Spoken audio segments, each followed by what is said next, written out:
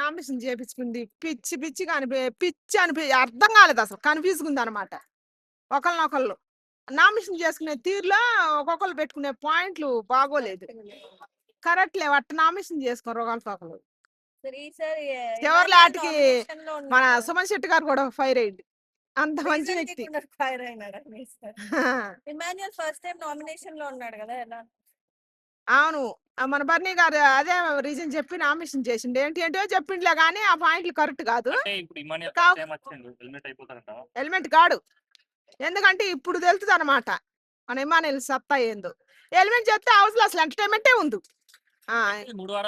ఇంకేముండదు. అంటే ఇంక అయిపోయిందని అవసరం తీరిపోయిందని బయటికి పంపిస్తారా? అది న్యాయం కాదు. అది కరెక్ట్ కాదు. అందుకే మనకు న్యాయ అన్యాయాల గురించి తెలియదు కాబట్టి మన సమాజం ఎట్ట పాడైపోయింది. గెలవాల్సిందే, ఉండాల్సిందే. ఆయన ఈ సీజన్ కప్పు కొట్టాలి. న్యాయం ఎంటర్టైన్మెంట్ పరంగా. పవన్ కళ్యాణ్ నామినేట్ చేసుకుంటూ అన్ని పాత అయిపోయినాయని రీజన్స్ పెట్టి నామినేట్ చేశాడు కదా. కరెక్ట్ అనిపించలే నాకు. ఒక మంచి ఫ్రెండ్స్ ఇద్దరు రివర్స్ చెప్పి నామినేషన్ చేసుకోవటం కరెక్ట్ అనిపించలేదు నాకు.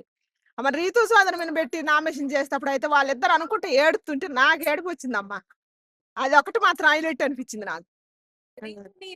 తనుజ సేవ్ చేసింది కదా, నలుగురు నామినేట్ చేస్తే ఆమెను సేవ్ చేయడం కరెక్ట్ అంటారు. ఎవరు? ఆమె చూసుకొని సేవ్ చేసింది. ఆమె ఇయ్యటం కూడా చూసి ఇచ్చింది. చూసినా రెండు పేర్లు ఉండోళ్ళకి ఇస్తుంది, ఒక్కొక్కరికేమో ఒకటే ఇస్తుంది.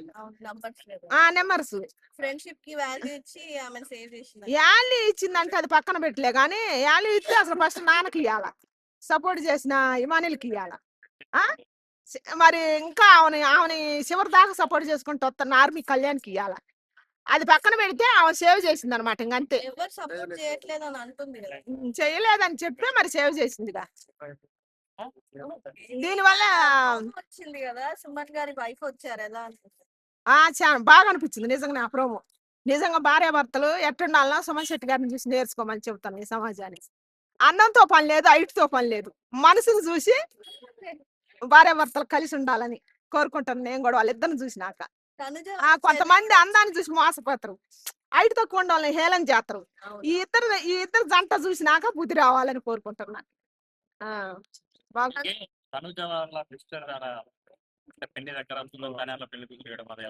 అది జన్యున్ బాగా అనిపించింది. గేమ్ పరంగా దాని పరంగా తీసి పక్కన పెడితే ఇది జన్యున్ ఫీలింగ్ అనమాట. అక్కలు చెల్లెలది, వాళ్ళ సిస్టర్ పెళ్లి కదా, సొంత అక్క ఫీల్ అయ్యేది. ఆ ఎమోషన్ కరెక్ట్ అనిపించింది. అక్క ఆశీర్వాదం తీసుకోవటం ఆ ఫీల్ అయినా, నిజంగానే ఫీల్ అయింది నేను కూడా. అది నాకు మక్క కుదురుతొచ్చి. ఇప్పుడు ఫ్యామిలీ వచ్చేది లేదని అన్నారు కదా సండే రోజు, సో వస్తుంది అనుకుంటున్నారా? వస్తుంది అనుకుంటాను నేను. సర్ప్రైజ్ ఇస్తాడు. సంజనా గారికి అసలు ఫస్ట్ ఆమెకు పంపించాల్సింది తనుజ గారికి పంపించాడు. ఇద్దరు మధ్యలో టైటిల్ అంటే ఎవరు అవుతారని చెప్తారు. ఇద్దరు మధ్యలో టైటిల్ ఉంటారు ఖచ్చితంగా. ఎవరు అవుతారు?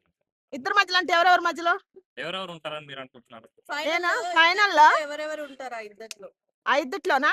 న్యాయం అయితే కరెక్ట్ అయితే ఇమానుయల్ ఉండాలి. ఇమానుయల్ తర్వాత ఆర్మీ కళ్యాణ్ ఉండాలి. తనుజ ఎటు పోవాలి? అయ్యా నేను గేమ్ పరంగా చెబుతున్నాయ్యా. తనుజ అంటే అభిమానం ఉండాలి కానీ పాపం కష్టపడి ఆడిపోలి రితు సోదరుంది. గేమ్ ఆడటానికైనా మాటలు పడటానికైనా మనల్ని ఎంటర్టైన్మెంట్ చేయడానికైనా ఇస్తే ఆమెకి ఇవ్వాల. ఓ మాట న్యాయం చెప్పాలంటే నాకైతే అభిమానం ఉండా కూడా నేను న్యాయమే చెబుతా. మీ ఇష్టం, మీరు ఏమన్నా అనుకోరు, నాకు సంబంధం లేదు. అయితే డిమాన్ పవన్ గేమ్ విషయంలో చిరుతపులి ఆడినట్టు ఆడతాడు. హౌస్ లో పని చేసినా కూడా ఆయన చేసే శాఖరి గాని రాట్లా.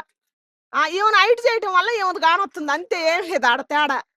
మాకు న్యాయం కావాలా, మేము పెద్దవాళ్ళం కాబట్టి మాకు ఎంటర్టైన్మెంట్ కావాలా, మేము చూసుకుంటాం.